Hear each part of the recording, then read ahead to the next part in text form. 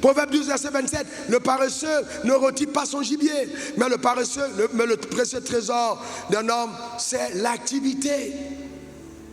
Tu ne saisis pas les opportunités. Il y a tellement d'opportunités, mais tu ne les saisis pas. On était à table avec le pasteur Paul David. Alors, il racontait, je pense que... il racontait à table, il disait que quand on m'invitait, même dans les 10 personnes, 15 personnes, 20 personnes, on marchait ensemble à Abidjan, mon frère. Alors, quand tu m'invitais à une réunion de 10 personnes, dans des salles de classe, j'ai prêché. J'ai prêché à des endroits où on m'a donné 800 francs, 700 francs pour le taxi pour rentrer. Mais je prêchais avec joie. Je me préparais la nuit, je parlais en langue, j'étudiais la parole de Dieu et je prêchais. Je n'attendais pas pour dire, ouais, il faut que je sois devant de nombreuses personnes. Non, je suis un prédicateur, je prêche, je me prépare pour prêcher, simplement. Et je donne le meilleur. Je donne le meilleur, c'est le travail. Et donc, je me rappelle un jour, c'était chez mon frère, le bishop Georges Amako. Et il y avait un séminaire chez lui. Et j'habitais à l'époque à la Riviera, mon loyer coûtait 150 000 francs. Et à l'époque, j'avais plus de salaire. Donc j'étais un ministère itinérant. Je n'avais même pas encore commencé les affaires. Et donc j'ai commencé à prier. J'ai dit, Seigneur, j'ai besoin d'argent pour mon loyer. J'ai besoin d'argent, je m'en vais rendre ministère, je m'en vais travailler en ton nom.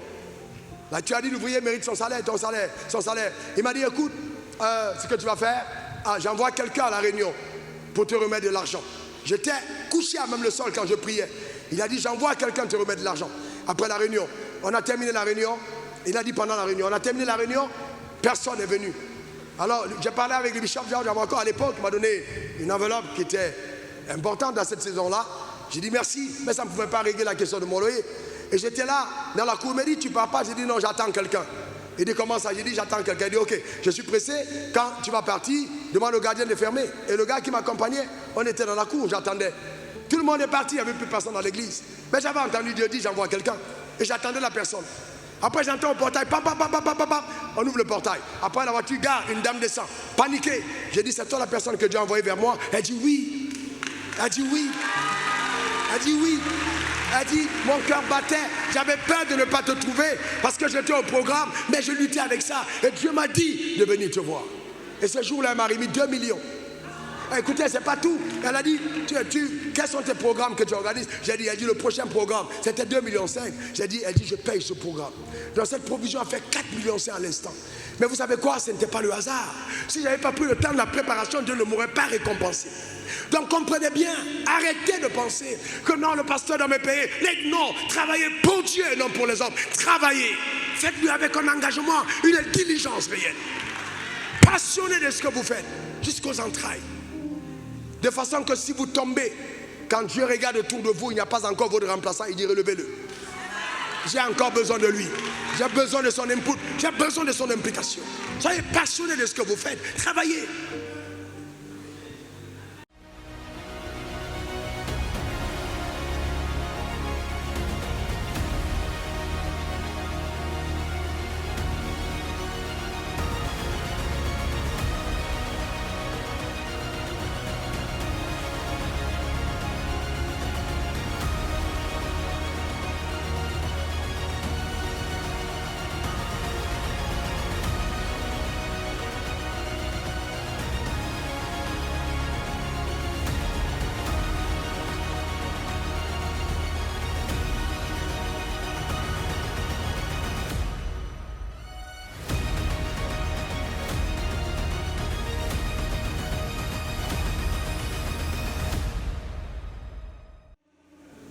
On se claque la main, tu veux bien, mais je suis ton leader, je suis ton patron. C'est pas que j'arrive et puis tu commences à me saluer, sans te retourner. Hey, je m'arrête, je dis, hey, retourne-toi. Tu es en train de me saluer, mais c'est normal. Tu ne salues pas ton leader en tournant le dos, tu t'arrêtes et le leader passe, tu salues respectueusement. Parce que ce n'est pas, c'est du respect simplement. Même si on rit ensemble, même si on mange la ticket poisson du gab ensemble, il y a la position. Dans le travail que nous faisons, le mouvement, la direction se fait dans l'ordre. Il y a un ordre. Les gens n'aiment pas l'entendre, il y a un ordre. Je ne prêche pas l'évangile de l'Amérique. En Amérique, les femmes sont au-dessus de leur mari. Après, ça vient les animaux, après les animaux, c'est le mari. C'est l'évangile de l'Amérique. Donc eux-mêmes ne peuvent pas prêcher ce que je prêche parce que la société est contre ça. Ça, c'est l'Amérique. Ici, on n'est pas en Amérique. On est au ciel. On a encore la possibilité d'avoir le prêcher l'évangile du ciel à Abidjan. On est au ciel. Et c'est un avantage. Amen. Donc c'est important qu'on comprenne. Il faut travailler, il faut passer à l'action. Tu as reçu une idée, Dieu t'a parlé, tu étais dans la révélation. Oh, Dieu m'a dit. Mais moi, j'ai dit toujours aux gens, écoute, toi, tu es locataire depuis 5 générations. Ton père, ton arrière-grand-père était locataire. On l'a expulsé. Ton arrière-grand-père était locataire, il a gardé le loyer. Ton grand-père était locataire, ton père était locataire. Tu es né dans le locataire, tu es locataire. Voilà. Donc c'est une lignée de locataire. Ce n'est pas une insulte. Une lignée. Tu vois, tu es dans cette lignée-là. Tu es vraiment descendu de cette lignée. Et maintenant, c'est toi qui dis, ouais, dans tous les cas, quand Dieu est apparu à Salomon, Salomon a dit, donne-moi seulement la sagesse, donne-moi seulement la sagesse, je veux la sagesse. Je te pose une question. Est-ce que Salomon est dans le même problème que toi? Salomon, frère, vraiment, soyez intelligent. Salomon a le même problème que toi? Attends, si tu mets aujourd'hui peut-être ta femme, on va la chasser de la maison, hein. Tes enfants vont aller en esclavage. Et puis Jésus entre dans ta chambre. Tout ce qu'il va te donner, c'est révélation. Révélation. Oh, Dieu m'a montré, ma soeur, il y a dans ta famille quelqu'un qui a fait ça. Le jour où le Saint-Esprit m'a dit, Saint-Esprit, je suis compris. Je vais aller faire la commission. Maintenant, parlons de nous deux. Parle-moi de moi-même. Comment je fais pour sortir d'ici? Comment je fais pour mettre fin à ce problème? Comment je fais pour être débarrassé de cette situation? Donne-moi une idée pour que tu ne sois plus dans la galère. Parle-moi pour que tu sortes de la pauvreté. Dans tous les cas, le Saint-Esprit répond à ta demande. Arrête d'être le spirituel le plus acclamé à l'église et le plus détesté du quartier. On t'acclame à l'église pour tes révélations. Au quartier, on sait que tu ne payes pas la cotisation des poubelles. Tu ne payes pas. Tu ne payes pas. Donc, il faut être conséquent. Vous savez, il faut être conséquent. Et ceux qui savent, je prophétise beaucoup. Alors, beaucoup alors vraiment beaucoup. Beaucoup. Mais attention, nous devons avoir l'équilibre. Il faut avoir l'équilibre. On ne peut pas, vous voyez, soustraire le travail à cause de la prophétie. Il faut travailler. On doit être diligent. Il faut travailler. C'est important de travailler. Le travail est fondamental.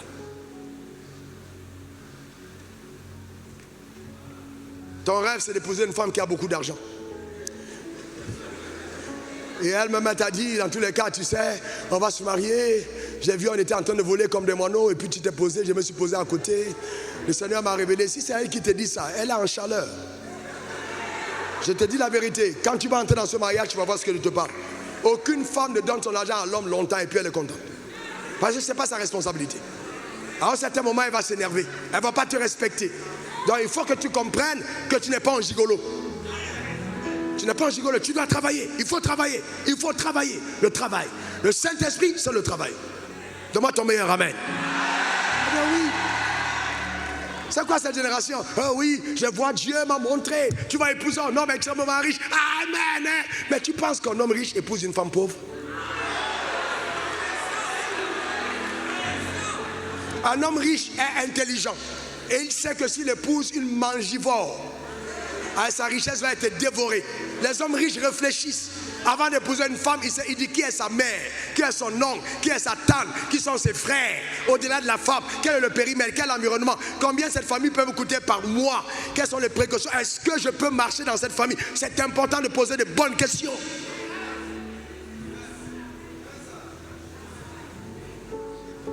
Et toi tu es là, tu penses que parce que tu as mis des trucs qui sont visibles, d'ailleurs même quand on fouille bien, c'est le plexiglas que tu as mis dedans ou je sais pas. Donc ce n'est pas ça qui fait de toi une femme. Il faut être une femme vertueuse, avec la valeur, avec la consistance. Tu es assise à ce programme parce que tu es différente, parce que tu peux créer des emplois, parce que tu peux aider ton mari, parce que tu peux soutenir, créer des emplois en société. C'est normal. Sur mes serviteurs et sur mes servantes, je répandrai de mon esprit. Épouser un homme riche n'est pas une bénédiction quand on est pauvre. Parce que ça va finir par le divorce. Il n'y a pas compatibilité. Jamais l'aigle n'a épousé un moineau.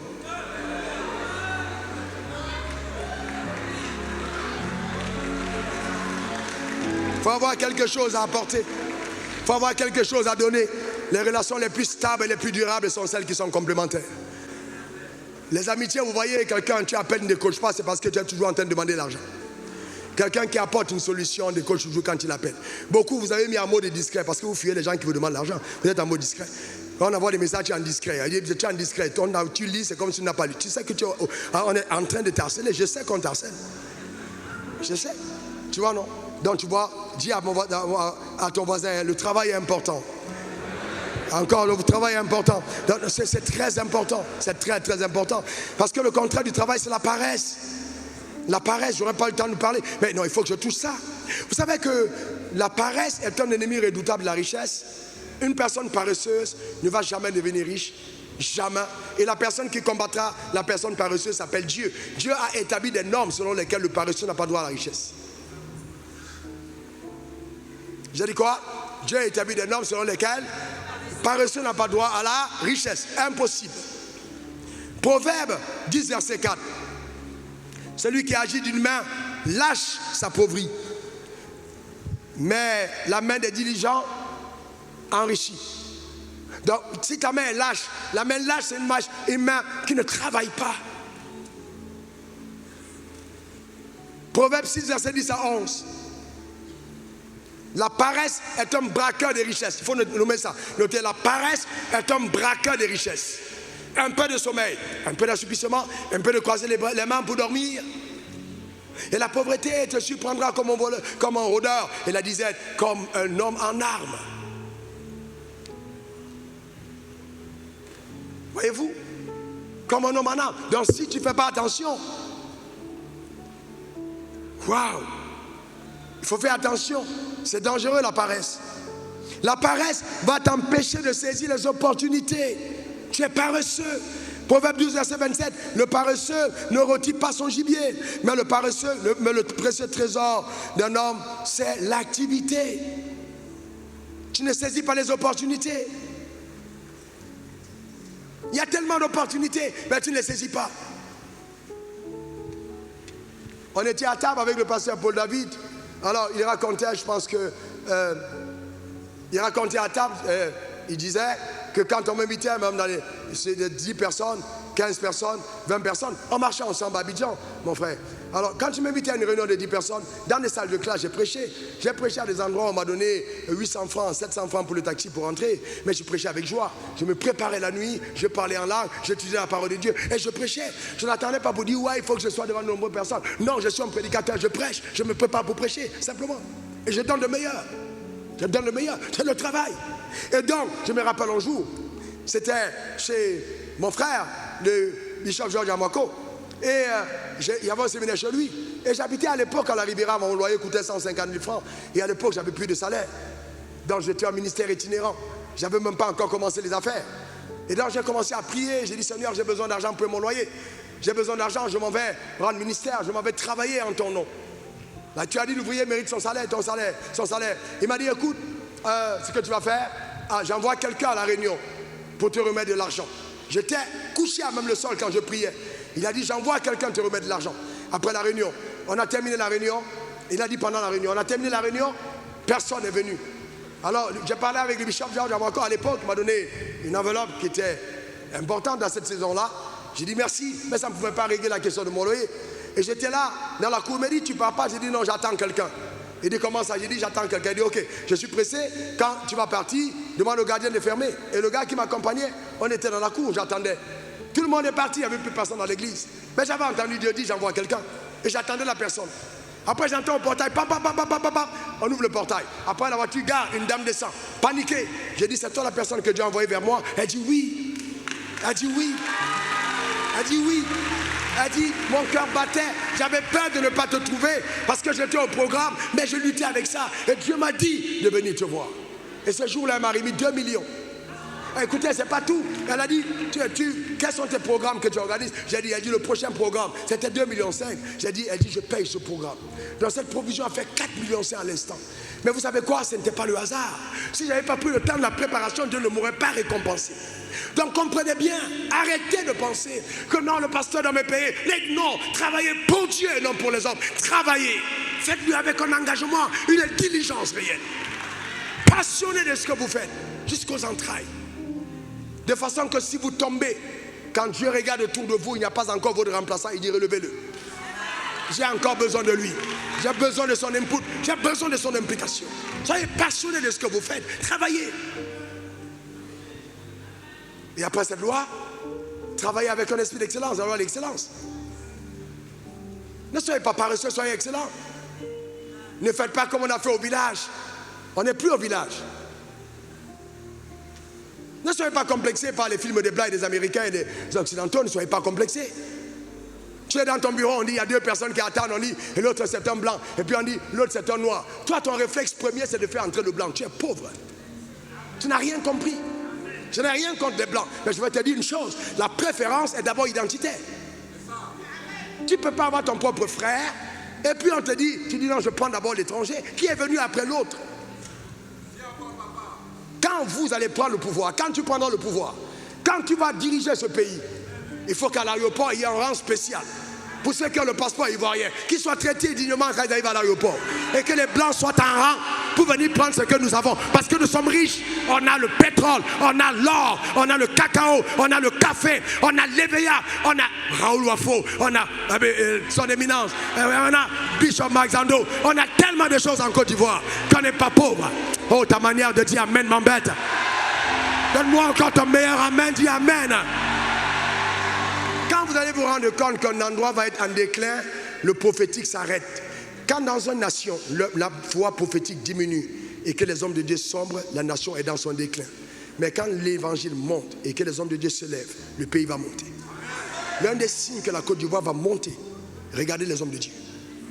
Mais si vous commencez à observer les déclins et qu'on commence à descendre, c'est que la Côte d'Ivoire va passer une heure très sombre. Vous devez comprendre. Donc n'ayez pas de complexe. Travaillez avec un esprit d'excellence. De l'excellence, ce n'est pas faire comme on a souvent fait. C'est faire comme ça doit se faire selon les normes, pas ipso, mais divines. Je dois faire les choses avec les normes de Dieu. L'excellence a de l'exigence. Le détail, c'est ce qui fait la différence. Souvent, je peux voir ta confusion mentale par ta manière de t'habiller. Tout est marron, mais quelque part il y a du jaune et de l'orange et du vert, quelque part en bas. Il y a un problème, il y a une confusion mentale. L'harmonie avec laquelle tu apparais montre que quelque part il y a une confusion.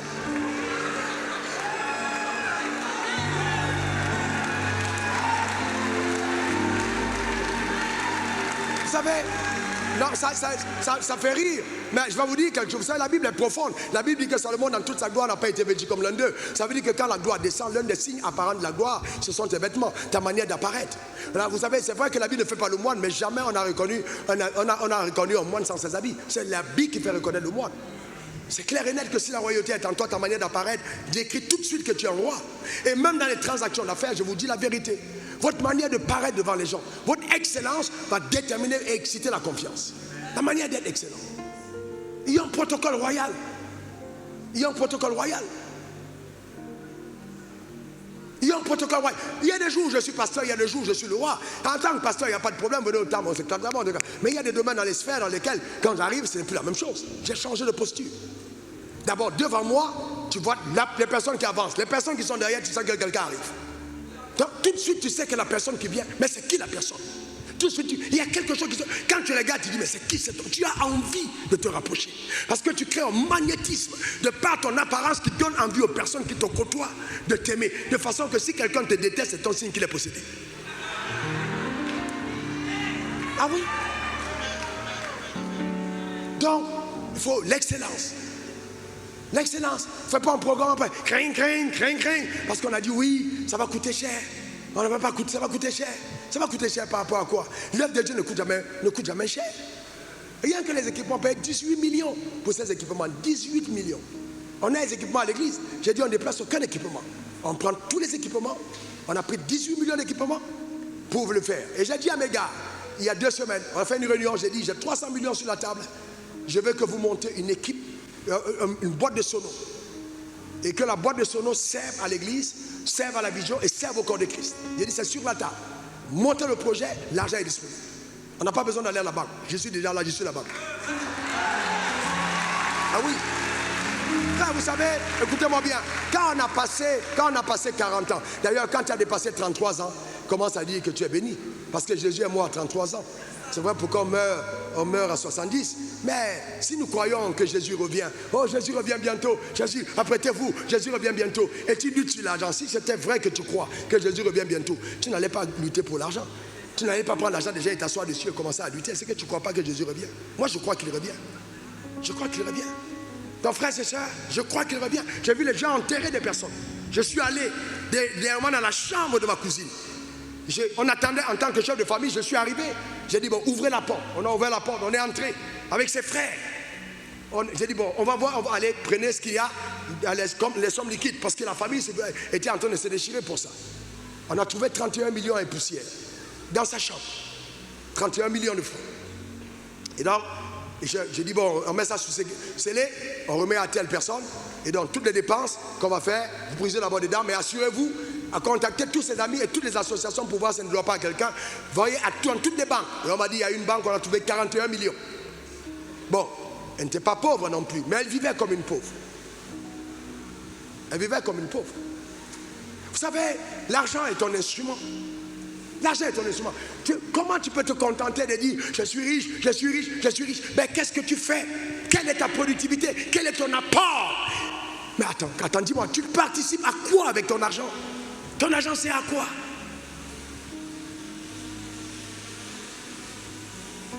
En termes de famille personnelle, ma famille et moi, l'année passée, on était à plus de 500 millions de dépenses de programme. Ce n'est pas programme de l'église, hein, programme organisé en dehors de l'église. En dehors de l'église, où nous déplaçons, mettons, matériel de haute qualité, une structure incroyable, plus de 500 millions de francs hein, de dépenses. Mais sans problème, parce que Jésus pouvait revenir entre temps. Et je ne veux pas être jugé d'avoir abondamment d'argent sans avoir fait ce que j'avais à faire. C'est pour ça que je suis heureux quand j'ai un tel programme. Je suis content. J'obéis aux instructions. C'est pour ça que j'ai l'argent. Donc il faut donner l'excellence. Tout ce qu'on donne pour Dieu, je dis, donnez-moi le meilleur. Le meilleur. Si ce n'est pas meilleur, ce n'est pas pour Dieu. Dieu mérite l'excellence. Faites vos entreprises dans l'excellence. J'avais un de mes restaurants que j'aime toujours. Quand je l'ai pris, on a mis, moi-même j'ai collé, zone interdite du Saint-Esprit, le sang de Jésus est ici, feu sur les démons et tout ça, à la porte, parce que c'est comme ça que je voyais faire. Et j'étais en train de prier, Dieu m'a dit, enlève-moi ça rapidement, enlève-moi ça rapidement. Enlève-moi ça rapidement, tu es en train de chasser les clients. Il faut les enlever. Il m'a posé la question, dis-moi, quels sont ceux qui mangent dans ton restaurant? Pourquoi tu veux chasser les gens qui ne sont pas chrétiens? Et si tu ne laisses ton restaurant que pour les chrétiens, qui va venir manger? Est-ce que tu connais tes frères? Ils vont venir demander les crédits, ils ne vont jamais payer. C'est vrai ou c'est faux? Combien de librairies à Abidjan me doivent l'argent de mes CD que j'ai déposés? Ils n'ont jamais payé. Jamais. C'est les librairies chrétiennes. Il faut être excellent dans sa conduite. Excellent. Et ça, je te dis, l'excellence commence par ta manière de te présenter et d'ordonner ce que tu fais. L'excellence. Il n'y a pas d'excellence sans anticipation. Tu dois anticiper ton travail. Tu dois anticiper la construction des finances. Tu dois anticiper l'organisation de ton développement. J'ai posé une question à un de mes fils qui est venu me voir. Il est venu me voir, il a dit, bon, j'apporte. C'était une sémence importante. Hein? Bon, relativement importante. Et il m'a dit, prie pour moi. C'était avec son épouse. Et je lui ai posé une seule question. Je lui ai dit, comment tu te vois dans 5 ans? Mais ma question a été importante. Comment tu te vois dans 5 ans? Il m'a dit, je vois telle dimension d'industrie et tout. Alors, quelque chose s'est passé à moi parce que j'ai dit, s'il perçoit ça, alors je peux prier pour lui. Je ne vais pas seulement dire, non, bénis-moi seulement, bénis-moi. Là, je vais t'impacter. Mais qu'est-ce que tu veux? Où veux-tu aller? Qu'est-ce que tu poursuis? Comment est-ce que tu fais ce que tu fais? Quels sont tes rêves? Est-ce que même dans tes rêves, tu rêves excellent? Est-ce que ton rêve est dans l'excellence? Comment est-ce que tu te vois? Parce que j'ai dit, on peut tout te voler, mais sauf ta capacité d'oser penser grand. Oser penser grand. Personne ne peut te voler ça. Personne. L'excellence est la résultante de ton système de pensée.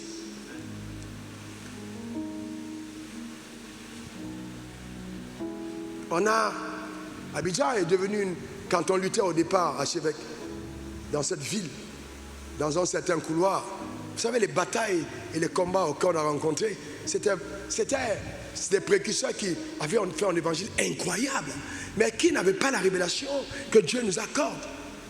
Et donc quand on donnait on dit on a béni un homme de Dieu avec une voiture, c'est une R5, c'est une Renault 4. Si tu as une 4x4 même, c'est incroyable. D'abord, même c'est le pasteur même qui va dire non, Satan m'a tenté, si on te donne une 4x4, Satan m'a attaqué, ce n'est pas une attaque. Tu vois, c'est important que les gens comprennent. Tout part du système de pensée. J'ai un de mes fils pour lesquels j'ai prié. Eh bien, parce que je pense excellent, je ne peux qu'attirer ce qui est excellent. Le monsieur est parti acheter une voiture, je n'ai même pas demandé. Il vient chez moi, Maybach, dernier cri. Il dépose dans le parking, il est avec sa femme. Il dit voilà la voiture que je viens d'acheter pour toi. Après ça fait la une, mais je n'avais pas demandé. Mais pourquoi est-ce qu'il peut faire un tel cadeau? Parce que je pense excellemment. Parce que quand il me regarde, il y a des moments, les personnes ils te regardent, Dieu dit donne-lui 1 million, mais quand il te regarde, il dit j'ai du mal à entendre. Il te donne 10 000. Il te donne 10 000. Je te dis la vérité. Il te donne 10 000. Parce que quand il te regarde, il se dit est-ce que c'est. Je crois que, bon, comme Dieu parle d'une manière ou d'une autre, je pense qu'il voulait dire 10 000 et puis bon, j'ai vu d'autres zéros au hasard, et puis c'est 10 000. Donc il y a derrière l'excellence. Et ce n'est pas arrivé une personne, ce n'est pas arrivé 2 personnes. Voyez-vous, ce n'est pas arrivé pas 3 fois. Si quelqu'un vient dans mon parc, il va dire ouais, mais c'est pas possible. Comment est-ce qu'un pasteur peut avoir autant de voitures de prix? Ben écoutez, je suis un homme de Dieu, je ne suis pas comme pasteur. Parce qu'il faut bien comprendre qu'il y a une différence. Je suis un homme de Dieu d'abord. Je marche avec Dieu d'abord avant d'être un pasteur. Et un pasteur sans salaire. Ils savent. Sans salaire. Il ne faut pas qu'on ait peur. Il ne faut pas qu'on ait peur. Il ne faut pas qu'on ait peur. Il faut que le nom de Jésus soit élevé. L'excellence n'est pas dans la luxure. Non, je ne suis pas quelqu'un de la luxure. Mais en même temps, il faut bien comprendre, l'excellence il y a une touche de l'excellence. Il y a la finesse, mais il y a aussi le poids et la valeur des choses. C'est important. C'est très important. Le vêtement de Jésus a été tiré au sort. On ne l'a pas déchiré. C'était glorieux. Un vêtement sans couture. Donc, l'excellence est importante. Acheter de bons micros, acheter de belles voitures. Il dit lorsque tu bâtiras, habiteras de belles maisons. Il n'y a pas de problème à ça. Ton entreprise va être bien, ton bureau de DG propre. C'est important.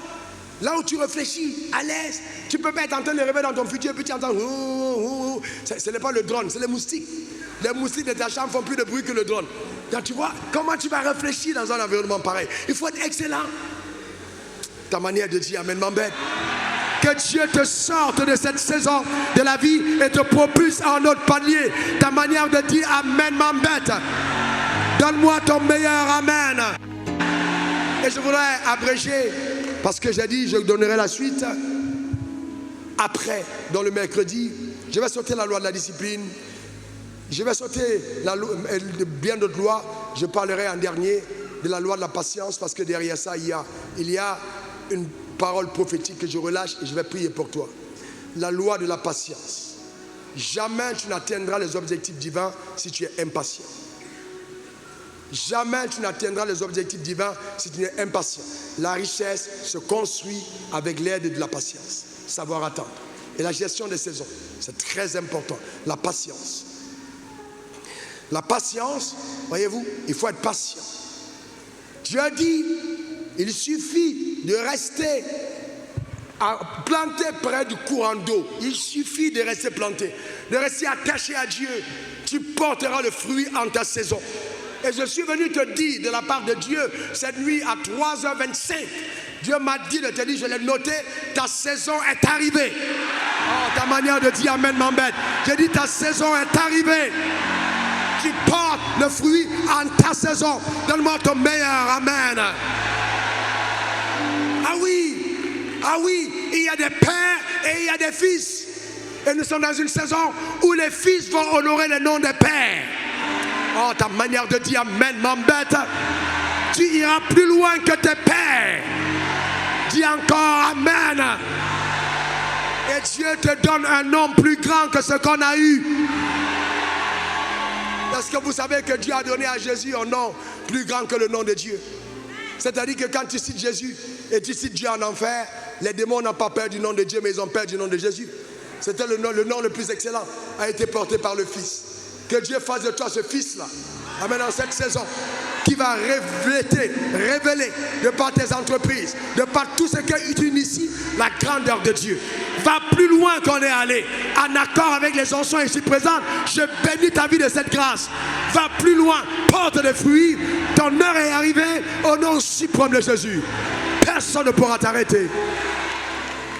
Personne ne va t'arrêter. Dieu n'a pas dit de produire, il a dit de porter. Que cette sémence que tu amènes sur l'autel te connecte à la grâce que nous transportons. Que cette sémence t'introduise dans une autre dimension de visitation par la puissance de Dieu. Dans le nom suprême de Jésus. Que quelqu'un dise après moi, c'est ma saison. Quelqu'un dise encore après moi, c'est ma saison. Dis après moi, je ne raterai pas ma saison. Encore, je ne raterai pas ma saison. Tu ne peux pas rater ta saison. C'est impossible. Cette plateforme est là pour toi. C'est ta saison. Ton heure est arrivée. C'est ta saison. La Côte d'Ivoire est un pays béni. C'est ta saison. La grâce de Dieu sur ta vie. C'est ta saison. Tu ne ressembleras pas à ce que les pères ont été. C'est ta saison. Oh, ta manière de dire Amen m'embête. Elle arrive. Est-ce que vous savez, et ça c'est très dangereux ce que je vais dire, est-ce que vous savez, frères et sœurs, je vous laisse apporter vos sémences, je vous laisse apporter vos sémences, ça c'est prophétique, que la grâce de Dieu te visite, que la main de Dieu descende sur ta vie de façon tangible, hein, que vraiment Dieu fasse quelque chose d'extraordinaire, que vraiment cette sémence soit une sémence qui te connecte à la saison, que Dieu multiplie cette sémence, que Dieu fasse accroître cette sémence, que Dieu ouvre les portes par cette sémence. Que Dieu qui donne la sémence au semeur et du pain pour sa nourriture te visite de façon conséquente. Que cette sémence soit vraiment un élément déclencheur dans ta destinée.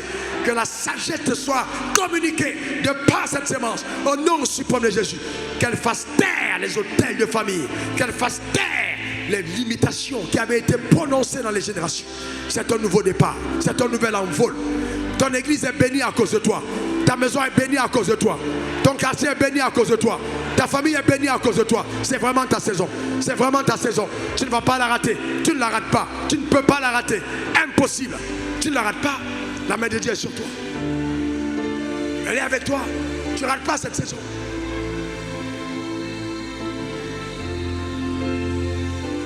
Un ingénieur, donne-moi cette caméra. Donne-moi cette caméra. Un ingénieur, celui qui a fait les travaux du temple. Alors, il a terminé le travail. Je lui devais 15 millions de francs CFA. Et c'est un petit frère à moi. Et il est entré dans mon bureau. J'ai signé le chèque, j'ai posé sur la table. Et je lui ai dit, dis-moi, entre le chèque et l'ancien que je transporte, qu'est-ce que tu veux? Le chèque ou l'ancien? Il m'a demandé, explique-moi ce que l'ancien peut faire. Et je lui ai expliqué ce que l'ancien peut faire. Il a réfléchi un moment, il s'est mis à genoux. Il a repoussé le chèque. Il m'a dit, je veux prendre l'ancien. Je veux l'ancien. Il s'est mis à genoux dans mon bureau. J'ai prié pour vous, pour lui. Tu te rappelles le témoignage, ma chérie? Alors, c'était incroyable. Il est parti, il était tout heureux. Quelque temps plus tard, il y a un immeuble ici qui est flamboyant en Côte d'Ivoire.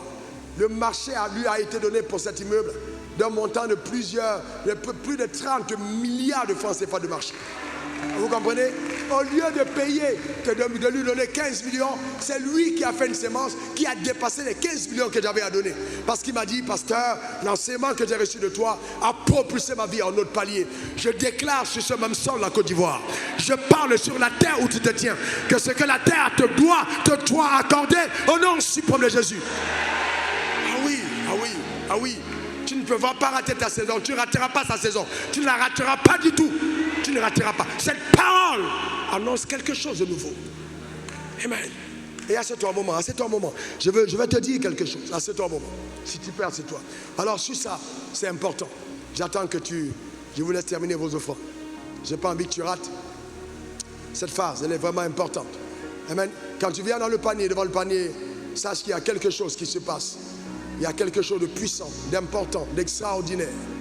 Amen. Un jour, tu porteras comme ça entre tes mains, ce ne sera pas 100 000 ou 1 million comme tu es en train de faire, mais ce sera 100 millions, 50 millions, 25 millions. Amen. Que tu porteras pour dire à ton pasteur, au même au serviteur de Dieu que je suis, que vraiment Dieu m'a béni. Voici, je veux participer à l'œuvre de Dieu. Amen. Je déclare que tu ne mourras pas sans vivre de telles histoires. Vous savez, quand on est pauvre, on rêve que Dieu nous donne une voiture. Quand on est riche, on rêve à donner une voiture. Le pauvre rêve à recevoir alors que le riche rêve à donner. Si ton rêve est de soutenir, alors tu rêves d'un rêve de riche. Alors que si tu rêves de recevoir, tu as un rêve de pauvre. Le pauvre veut recevoir, le riche veut donner. Ça fait toute la différence. Ça a toute la différence. Amen. Et c'est important. C'est très, très important. Très, très important que tu le comprennes.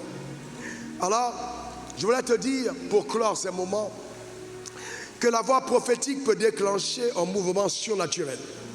Qu'est-ce que j'ai dit? La voix prophétique peut déclencher un mouvement surnaturel.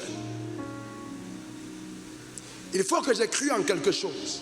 Il faut que nous ayons cru en quelque chose pour que ma femme et moi, nous puissions volontairement engager les ressources mises à disposition pour un programme dans cette envergure. Qu'on engage ce qui pouvait servir à la communauté dans laquelle nous sommes pour dire on va faire ce programme. Il faut qu'il y ait une voix qui ait parlé. La voix prophétique peut briser les barrières de la limitation. La voix prophétique peut provoquer une accélération surnaturelle dans ta vie et t'introduire dans une nouvelle saison d'abondance. Quand Dieu oint un homme, suivez très bien, sa parole provoque dans le règne de l'esprit un étrange mouvement angélique.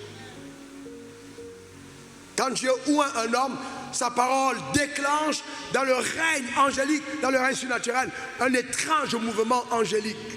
En fait, quand on parle d'onction, c'est la capacité à déployer dans le surnaturel des entités qui vont agir à la parole prononcée. Sinon, ce n'est qu'un discours.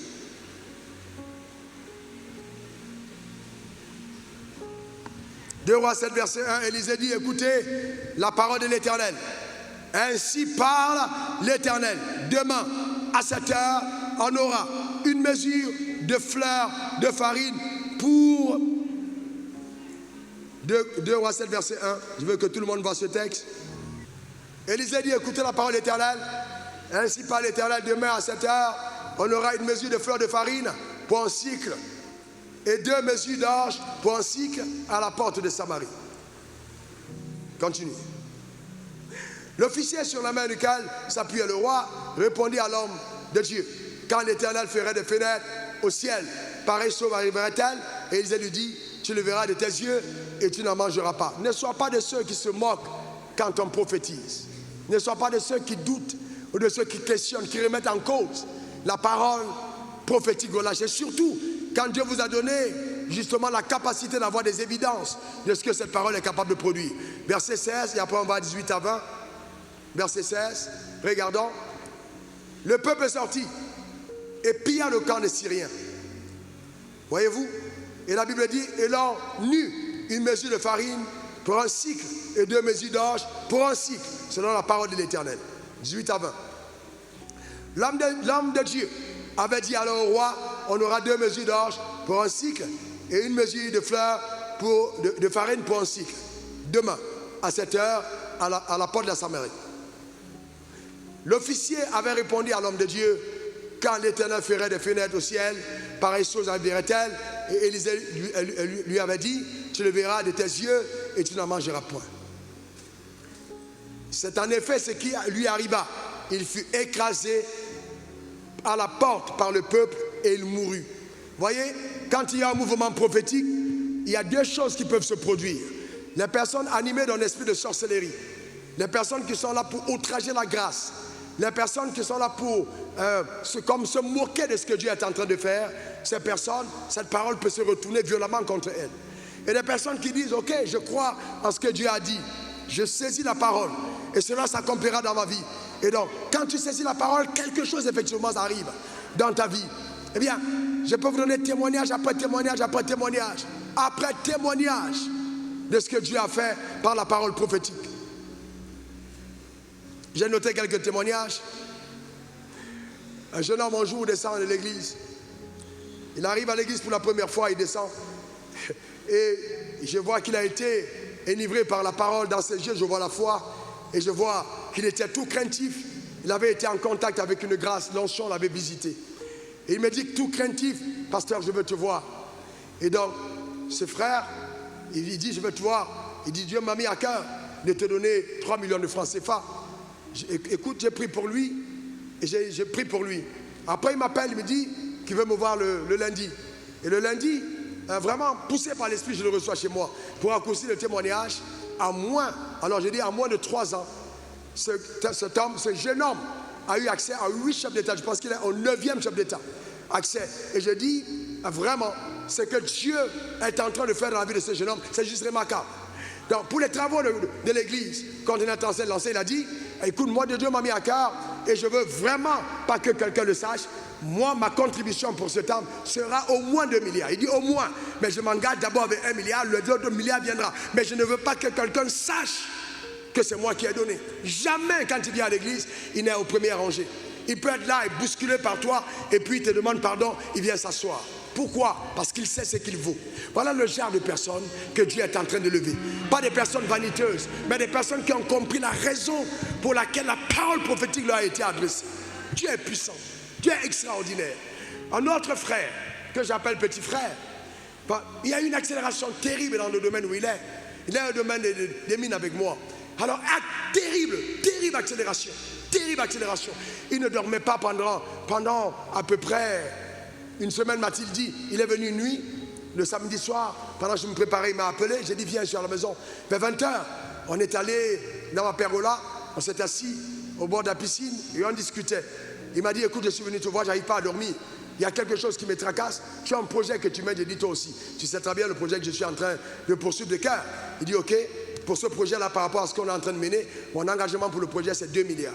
J'avais pas demandé un centime. Combien de bouteilles d'huile j'aurais vendu? Combien de mouchards j'aurais vendu?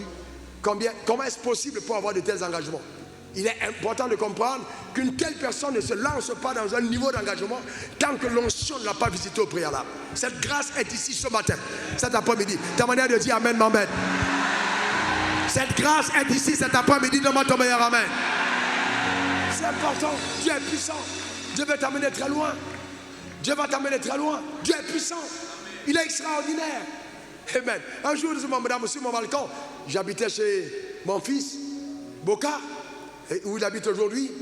J'étais au balcon de ma maison que tu connais, celle qui a la Divine. Et donc, c'est la Divine où c'est, comment on appelle exactement le coin? Hein? 8e tranche, exactement. Et donc, j'étais là, il est venu me voir, on est allé au balcon. Et pendant qu'on est en train de causer, je lui dis, Dieu vient de me montrer que tu es milliardaire. Je dis, oh, pardon, il ne faut pas te montrer. J'ai dit, Dieu vient de me montrer que tu es milliardaire. Je suis sérieux, tu es milliardaire. Je lui ai dit, mes yeux se sont ouverts. Pour raccourcir le témoignage, aujourd'hui, il est vraiment à un autre niveau. À un autre niveau. L'un des marchés les plus impressionnants qu'il a eu était en Guinée équatoriale, quand la famille présidentielle lui a fait confiance.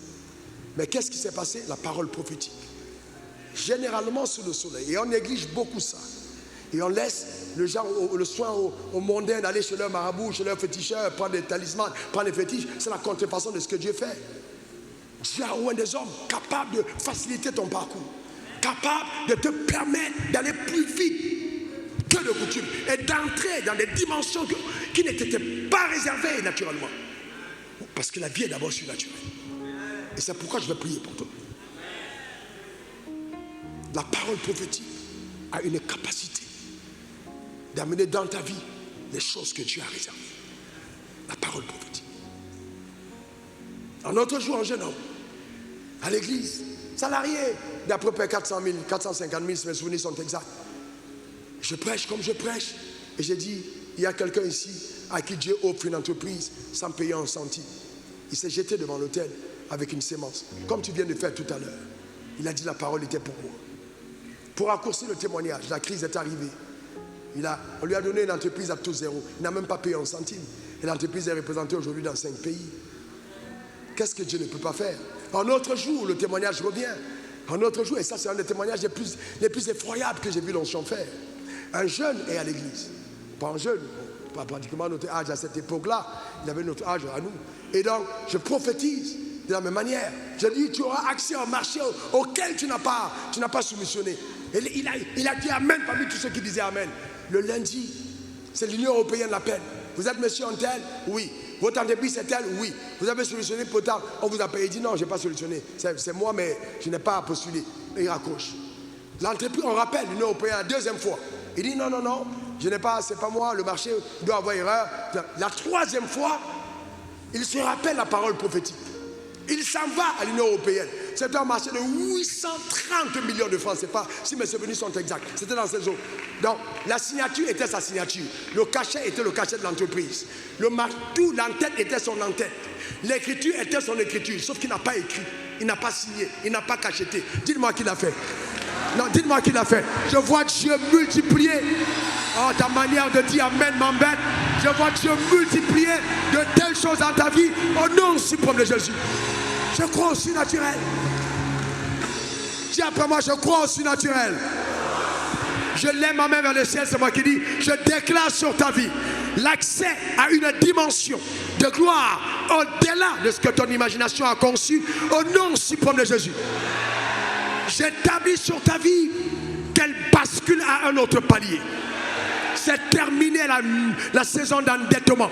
C'est terminé la saison où tu te débats parce que Dieu t'amène à un autre niveau au nom suprême de Jésus. Les gens vont t'accuser de ne pas être simple. On va t'accuser de faire la sorcellerie comme on a accusé Jésus qui marchait sur les eaux.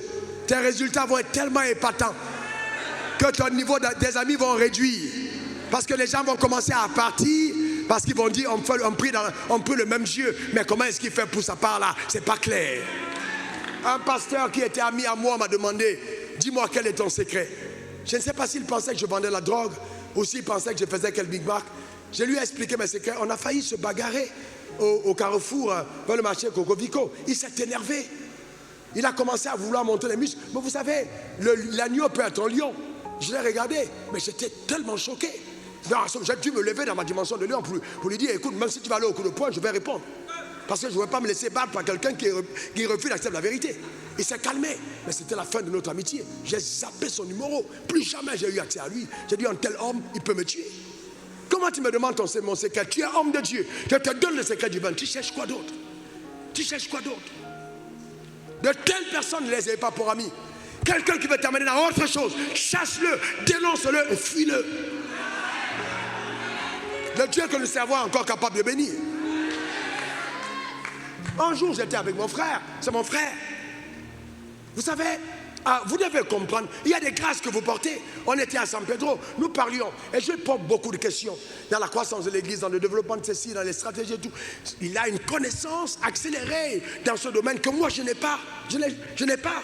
Et je discute avec lui des choses. Je parle du Bishop Mark Zando. Et dans ce jour, il m'a posé une question sur les miracles, les témoignages financiers que je vivais. Et moi, il m'arrive dans les aéroports, je lui disais, quand je raconte mes témoignages, dans les aéroports avec ma femme, quelqu'un dit s'il te plaît, attends. Et il cherche un guichet automatique pour sortir l'argent, pour dire, papa, il se met à genoux, père de famille, sa femme à côté, ses enfants, il dit, bénis-moi. Pas une seule fois. Ça arrive plusieurs fois. Aux États-Unis, au Canada, ça arrivait en Europe, en Afrique, partout. Pourquoi? Parce qu'il y a des mystères que j'ai connus. Quand je me déplace pour un pays, la première personne à laquelle je parle pour m'accueillir, ce ne sont pas les hommes. Je demande à la monnaie du pays, je dis j'arrive. Je suis sérieux. Vous savez, vous venez dans mon bureau, il y a toutes les monnaies du monde sont à mes pieds. Parce que j'ai compris que l'argent me sert. C'est là, donc l'argent ne sera jamais mon maître. Quand l'argent a commencé à s'augmenter et que je sentais que maman me mettait la pression, j'ai fait le marche-lit au bord du lit du côté de ma femme et de mon côté, j'ai versé l'argent, beaucoup d'argent. Et on marchait dessus pour dormir. Pour dire à l'argent, tu vas rester le maître, l'esclave. C'est moi le maître, tu dors à côté. Moi, tu dors par terre, je suis sur le lit. Vous devez comprendre ces choses. Il faut comprendre que le surnaturel, eh bien, ne respecte pas ta logique humaine. Dieu est au-dessus de ta pensée. Dieu est au-dessus. Si je t'ai tout donné et que je ne t'ai pas donné ça, je ne t'ai rien donné. Dieu m'a oint pour ça. Dieu m'a oint pour t'aider. Dieu m'a oint pour t'aider. Et s'il y a un témoignage que j'attends de toi, c'est ce que tu deviens. Dieu m'a oint pour t'aider. On était à San Pedro, on discutait, c'est mon frère. Il m'a dit,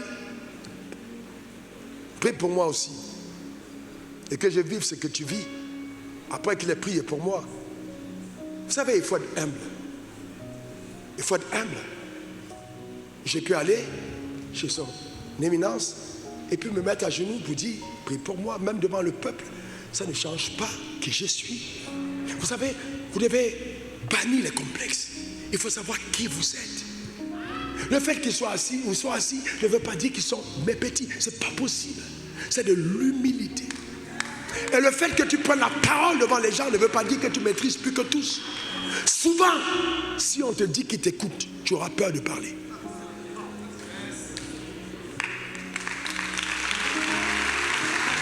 Et donc, j'ai prié pour lui. Il est monté dans l'avion. Il est monté dans l'avion. Comme nous construisions une relation lointaine et que sa femme est très amie à ma femme. Alors ce jour-là, je pense que Dieu l'a fait juste pour cette cause.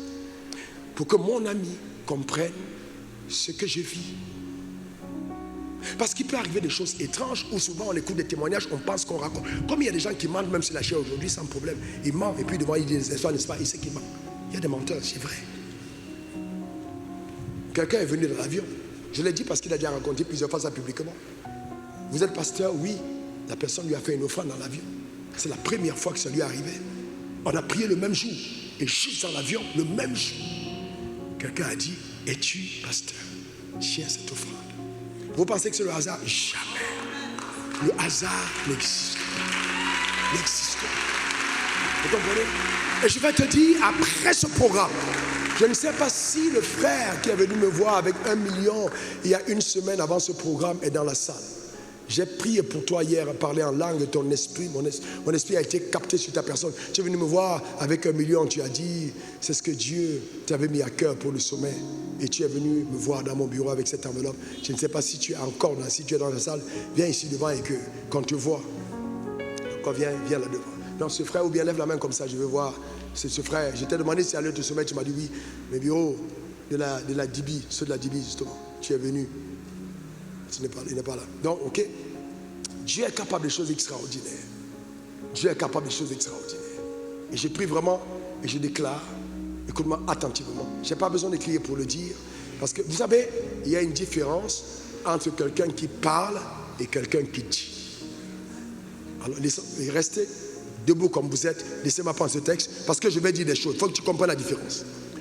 Attends, rapidement. Je vais te dire. Luc 5, verset 4. Luc 5, verset 4. Luc 5, verset 4. Luc 5, verset 4. Regarde ce texte. Luc 5, verset 4. Lorsqu'il eut cessé de parler. Lorsqu'il eut fait quoi? Qui a fini de parler? Jésus. Il dit à Simon. Comment quelqu'un peut finir de parler et puis il dit? Donc vous comprenez qu'il y a une différence entre celui qui parle et celui qui dit. Là, j'ai fini de parler. Maintenant, je vais dire.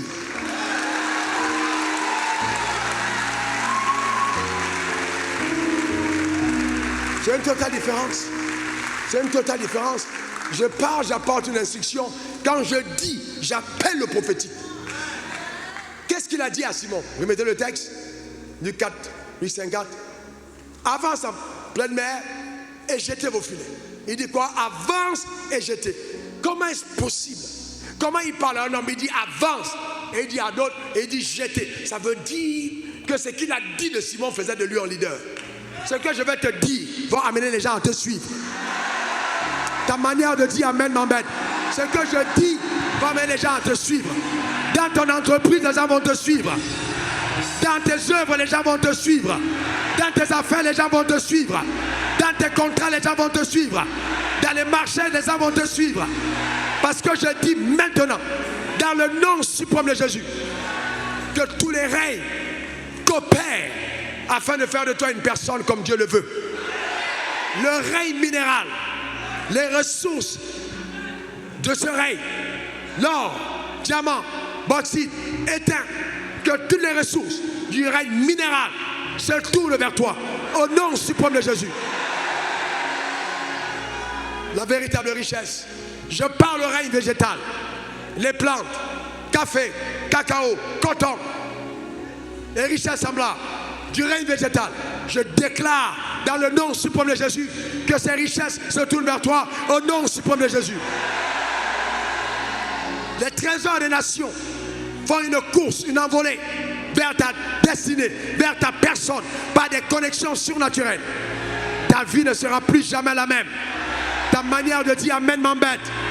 Ta vie ne sera plus jamais la même. Donne-moi ton meilleur Amen. Dis encore Amen. Une dernière fois Amen. Cette grâce est sur toi.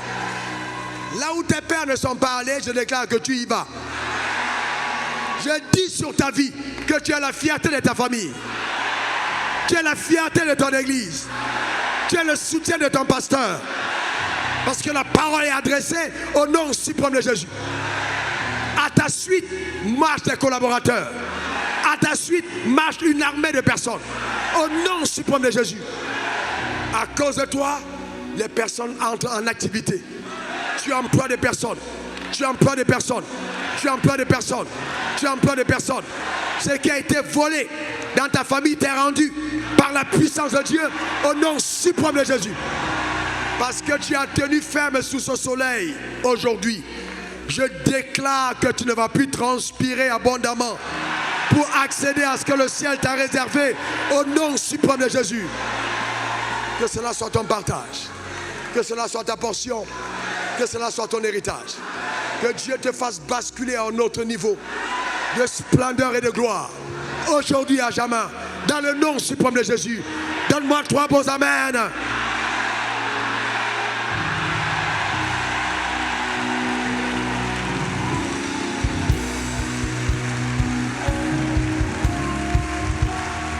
Alors, je n'ai pas...